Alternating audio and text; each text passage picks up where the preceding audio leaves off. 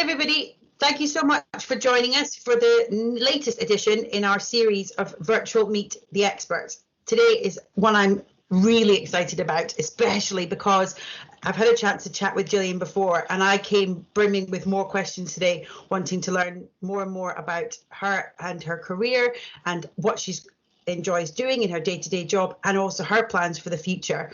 So I'm delighted that she said yes to being part of this series, and on behalf of everyone at TechFest and all the students that are going to be able to enjoy this, thank you for sharing your time and your life with us a little bit today. Gillian comes from incredible background.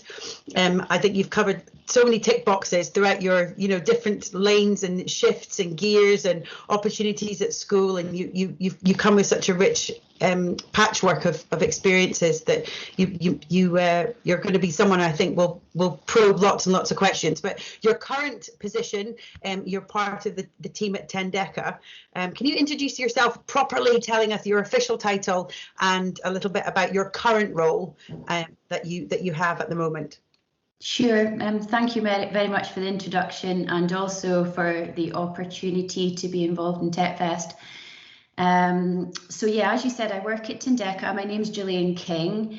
My current role, it's a bit of a tongue twister. It's the Vice President for Europe, Russia, CIS and Sub-Sahara Africa. So it's quite a big region.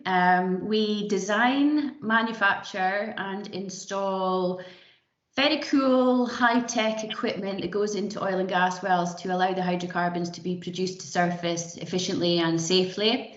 And within my role, sort of pre-COVID, I spent a lot of the time traveling around my region, meeting with clients, trying to problem solve some of their reservoir challenges and really grow our business.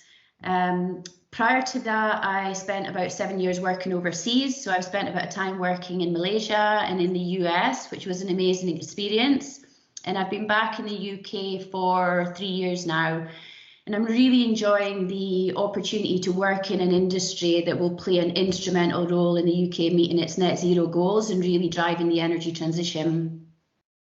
The common strand already is your opportunity to travel all over the world and work in different places. To date, where would be your favourite place that you've enjoyed living, and was it the same place you've enjoyed working at the same time? Well, I was really lucky to get the opportunity to move to Kuala Lumpur, Malaysia. It was my first international experience. And it was a great place because, people spoke really good English. It's a small enough city to get around quite easily. The food was amazing. The beaches were amazing. So that was like such a fantastic experience. But while I was there, I also got the opportunity to do things like visit the Great Wall of China, go to Angkor Wat in Cambodia, go to the beaches in Thailand and Indonesia. And, it was just like the best experience I could have ever asked for. When I kind of finished it, I was like, why did I not do that before? And it gave me the kind of bug to kind of keep doing that. So it was supposed to be a 2-year posting, and I ended up staying there for 6 years before I started feeling like I'd overstayed my welcome a little bit. The opportunity to live in different places and work in different environments is something that the energy industry has definitely afforded lots and lots of people, and the opportunity to move around a lot. Did you always know, though, that you wanted to work in the energy industry? Was that always on your list? Absolutely not.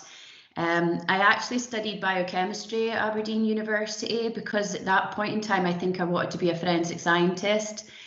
And I remember really enjoying the first couple of years at university when you got a kind of broad mix of subjects. So I did like chemistry, biology, zoology, psychology.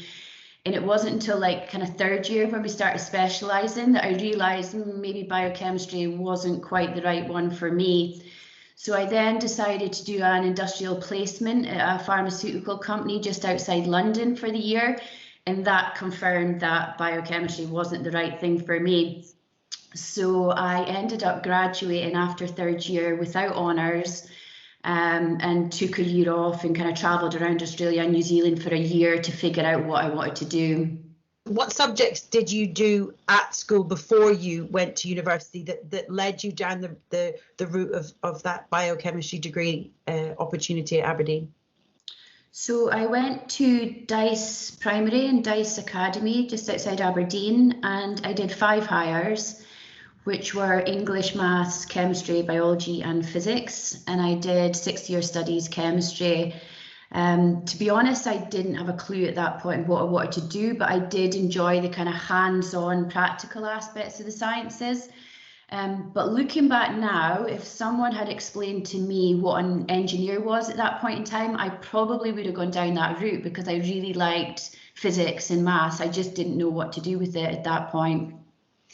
Do you think having more opportunities at school to try to learn in a different way, so in that hands-on way, and also contextualizing different opportunities, and that's something that we're really passionate about providing for young people? Do you think that that's something that would have helped you get to that knowledge faster, or do you think it would have been when you later on with maturity that you can look back, but you might have needed to be that little bit older to realize that you've enjoyed it? I think, yeah, just exposure to as many things and as many people as possible would certainly have helped. And I know we've taken in a couple of, work placement students who are maybe like 14, 15 years old, and they've spent a week with us, and they spend an hour with different departments, and it just lets them see the opportunities that are available or what might spark their interest. When you were really small, did you have any ideas about what you wanted to be when you grew up then? Was that something that you have an early memory of? I think my earliest memory was when I was in primary school and thinking that I might want to be a vet. And I quickly realised as I got older that A, I wasn't going to get the grades that were required, and B, that I probably couldn't cope with seeing distressed animals on a daily basis. So I just think, your ideas and your interests and your passions change along the way, as you said, depending on who you meet and interact with and the experiences that you have. So I think it's a constantly evolving process, like that I'm still learning right now. I still don't know what I want to be when I grow up, Thinking about your day-to-day role at Tendeka, what transferable skills do you think that you're utilizing on a day-to-day basis within your role today? Well, yeah, I think the two that probably stand out are my negotiation skills and my teamwork or team leadership, as you said. So I was kind of thinking, for anyone who's ever played in a team or participated in a team that's got a coach or a manager, that's effectively what I'm doing on a daily basis. I've got a small team working for me who have goals that they have to meet, and it's my job to figure out how we work together to meet those goals. So I try to listen to them, encourage them, motivate them, develop their skills so that we become a stronger, more effective team as one. In terms of the negotiation skills, it's every day and everything we do. From my respect, I'm either negotiating contracts or pricing with clients, or I'm negotiating internally within Tendeka for resources. So it's all around finding this win-win situation for both parties. So I know, like, my niece is constantly negotiating with my sister for additional screen time on her phone and things. So we all know that these things can be tricky. So it takes a bit of a skill to come to a solution that both parties are happy. All of your roles, going back through your career, is that something now that you can appreciate the different roles you've had? Has your enjoyment been greater because they've ticked those boxes of allowing you to use the skills that you've enjoyed? So if it was a job where you're working with people versus one that you were working on your own, do you think it's those transferable skills looking back that have allowed you to realize the jobs you enjoyed more as your career has progressed over time? Absolutely, and I think every job that I've had has been really, it's difficult and it's awkward to start with, but once you learn how to do the job, and for me it was always about getting the autonomy to get a project, get a task and go and work on it on my own, without being told specifically you have to do A, B and C. And I've always been really lucky that I've had really good bosses and mentors who have kind of tried to guide me and coach me along the way. The opportunity to be inspired and be inspirational, you're obviously doing that on a day-to-day basis with your team, but it's lovely that you can recognize people who've inspired you over your career and invested in you and made that difference. It makes such a difference to feel like somebody's on your team and that they want you to do well in your role, and ultimately everyone wins if we all feel good about it, what we do in our jobs. And they're a phrase I always use that I got from my mum: find a job you love and it never feels like work. And I think those people that you work with on a day-to-day basis can make such a big difference to that. What was your first job that you think was the first thing that you would put on your CV that you think was instrumental in the start of your career journey? What was that first role for us? So I'm not sure if I put it on my CV because I actually started out in the industry in a reception role and I was absolutely terrible at it. I was hanging up on customers. I was sending out tannoy messages across the whole building that were wrong. And I think I lasted about 2 weeks in that role before I got moved into internal sales and I was working for my sister. So you can imagine that had its own issues. And again, you know, that probably wouldn't turn up on the CV because it lasted a few weeks, but that was one of the jobs that I had where I had a really good boss who seen something in me that I didn't see in myself. And I spent the next 6 months coordinating the implementation of a new computer system. And I did pretty well at that. And based on that, they then sponsored me to go back to university and do my master's in offshore engineering. So that was really like the turning point in the career for me when I really discovered what an engineer was and really started doing technical stuff in the oil and gas industry. So I spent a few years then in technical roles, really designing wells, figuring out how to optimize production. And then I moved into sales roles and kind of progressed from sales engineer to Europe sales manager to Asia Pacific area manager to vice president for Asia Pac, vice president for marketing, corporate development to where I'm at today. Looking at the energy industry today and the opportunities that are available today, would you go back and do things differently if you were somebody who was starting their career today?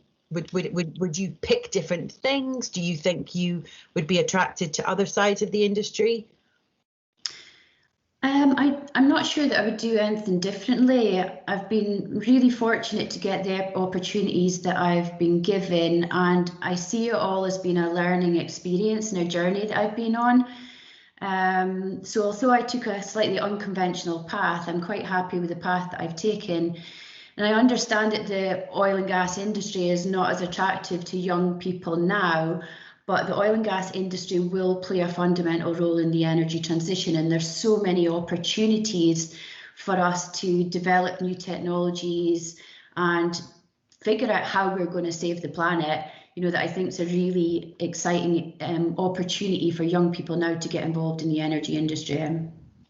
One of the things that you mentioned that you'd done during lockdown, during the last few months, was your own personal learning journey and going back into an education setting to look at some of the opportunities, thinking about the future around sustainability. Was that a lovely experience to go back to an educational setting? No, absolutely. I really enjoyed it. I did an 8-week online course at Cambridge Institute for Sustainable Leadership. So it was all around business sustainability management. And I do enjoy learning, but you know, that's one thing that COVID and lockdowns and work from home gave me the opportunity to do, because I don't think I'd have been able to fit it into my life otherwise. So it was pretty full on, but I absolutely loved it, came out of it with the certificate.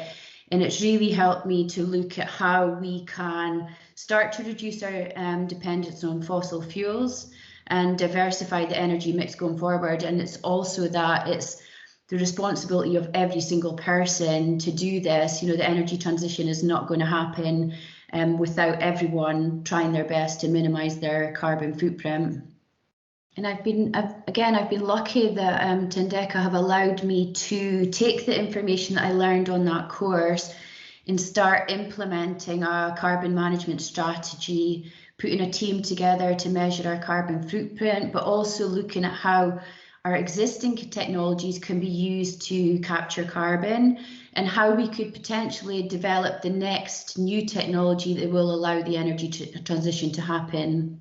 We've talked a lot about what you do in your workspace, and being able to travel has provided you some opportunities to cover your personal passions as well. But I also know from our conversations that you've volunteered quite a bit over the last few years, supporting young people and also ensuring that they find a job that they love, as much as you love your jobs that you've had. What's your favourite time from that volunteering experience that you want to tell us, to make everyone else realize how important and how worthwhile it can be to give up your time to support young people?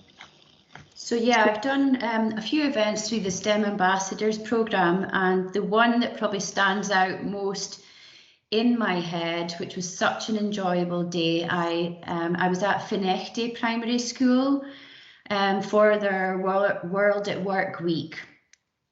And I was absolutely blown away by how these primary school kids, how interested and engaged they were with learning about the energy industry. And we did loads of like fun exercises on renewable and non-renewable energy sources. Like we made fossils out of bread and sweets, and we made a mess measuring permeability and porosity. And near the end of the session, one little girl came up to me and said that she wanted to work at Tendeka when she was older, which was absolutely amazing for me. And I just hope that events like that will help pupils see that there are so many opportunities out there, and you might actually find one which sparks your interest or is aligned with what you enjoy doing. The other thing that I wanted to ask you, because you're so busy, you're the type of person who I know takes on so many different challenges. How do you ensure that you have that work-life balance? I think the kind of current lockdowns and works from homes actually helped a little bit, because it's meant I've not been traveling so much for work. Like when I was in Asia, I was probably traveling about 50% of my time, which means you're giving up your evenings and your weekends to travel.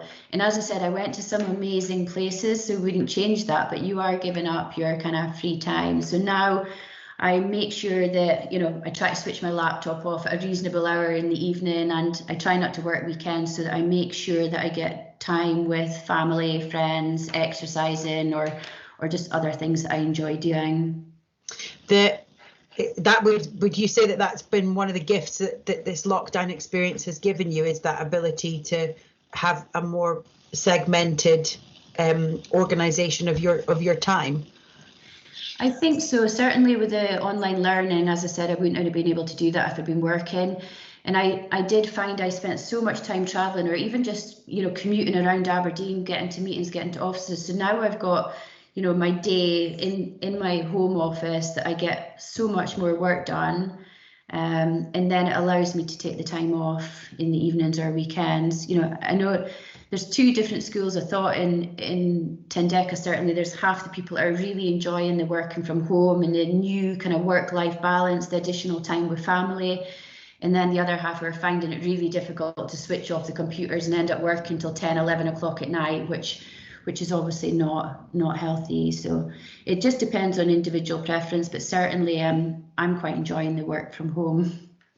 It'll be one of the silver linings from this experience, is how we then adapt to the new ways of working, so that hopefully everyone can find that optimum way of working. But the impact on the environment of people not traveling everywhere, I think was a real eye-opener. But it might mean that we'll all have to travel more in our leisure time to be able to see those places. But it's all, fingers crossed, it'll all come back, that you'll still be able to visit those other countries on your wish list, and not not just for work. Although your region in Tendeka, your patch is pretty good for covering some of the world's most beautiful places. So I'm not sure that you'll get the same. You'll have to take your Zoom meetings and get them to work, do the Zoom meeting from a different space so that you can see different things, different backdrops for your meetings in these countries. Well, yeah, it's funny, like some clients I'm finding that we're actually engaging with more now, because I used to travel and meet them like 2 or 3 times a year, whereas now we can have weekly calls on Zoom. So